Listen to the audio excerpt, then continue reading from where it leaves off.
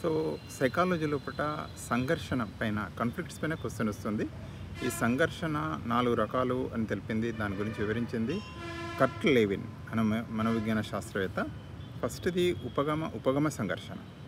అంటే రెండు ఇష్టమే, అందులో ఏదైనా ఒకదానిని ఎంపిక చేసుకోవాల్సినప్పుడు వ్యక్తిలో కలిగే సంఘర్షణనే మామూలు ఏమంటారంటే ఉపగమ లేదా అప్రోచ్ కాన్ఫ్లిక్ట్ అంటారు.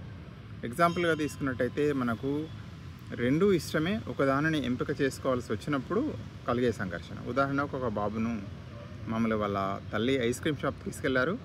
అయితే మామూలుగా ఐస్ క్రీమ్ షాప్ ఓనర్ అబ్బాయి అడుగుతున్నాడు, నీకు చాకోబార్ కావాలన్నా కప్ ఐస్ క్రీమ్ కావాలని అడిగారు.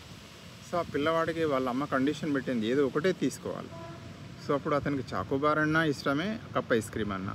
అప్పుడు ఆ బిడ్డలో కలిగే సంఘర్షణ ఏంటి అంటే అప్రోచ్ కాన్ఫ్లిక్ట్ లేదా ఉపగమ సంఘర్షణ.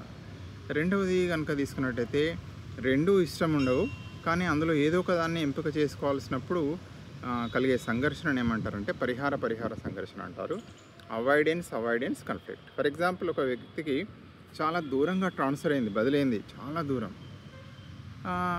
అయితే ఆ వ్యక్తి దూరంగా వెళ్ళి ట్రాన్స్ఫర్ అయిన బదిలైన దగ్గరికి వెళ్ళి జాయిన్ అన్న కావాలి, లేదా జాబ్ కన్నా రిజైన్ చేయాలి. రెండే ఆప్షన్స్. అతనికి దూరంగా పోవడం ఇష్టము లేదు, అతనికి మామూలుగా జాబ్కి రిజైన్ చేయడం కూడా ఇష్టం లేదు. అప్పుడు కలిగే కాన్ఫ్లిక్ట్ని ఏమంటారంటే పరిహార సంఘర్షణ అంటారు, అవాయిడెన్స్ కాన్ఫ్లిక్ట్ అంటారు.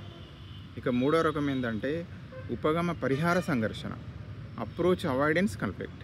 ఫర్ ఎగ్జాంపుల్, ఒక బాబుకు బాతును పట్టుకుందామని ఉంది, కానీ అది కరుస్తుందేమన్నా భయం వేస్తుంది పట్టుకుంటే. అప్పుడు ఒకటేమో ఇష్టం, ఇంకొకటేమో అయిష్టం. అప్పుడు ఆ బిడ్డలో కలిగే సంఘర్షణ ఏమంటారంటే పరిహార సంఘర్షణ, అవాయిడెన్స్ కాన్ఫ్లిక్ట్. ఫర్ ఎగ్జాంపుల్, ఇంకొకటి కూడా, ఒక పిల్లవాడు ఏంటంటే చెట్టుకి మామూలుగా కాయలు కోసుకుందాం అనుకుంటున్నాడు, కానీ పడిపోతా అని భయం ఉంది. అప్పుడు కలిగే సంఘర్షణ ఏమంటారంటే పరిహార సంఘర్షణ, అవాయిడెన్స్ కాన్ఫ్లిక్ట్ అంటారు. ఇక నాలుగవ రకం ఏదైతే ఉంటుందో పరిహార సంఘర్షణ అంటారు, డబుల్ అవాయిడెన్స్ కాన్ఫ్లిక్ట్. రెండు లేదా అనేక లక్ష్యాల మధ్య అనుకూల ప్రతికూల విషయాలు ఉండడం అనే దాన్ని ఇక్కడ ఇస్తున్నాడు. దూరంగా రెండు ఉద్యోగాలు వచ్చాయి. ఒకటేమో దూరంగా వెళ్ళాలి, కానీ శాలరీ ఎక్కువ. ఇంకొకటేమో దగ్గర ఉద్యోగం వచ్చింది, కానీ శాలరీ తక్కువ. సో ఇప్పుడు ఆ వ్యక్తిలో కలిగే సంఘర్షణ ఏమంటారంటే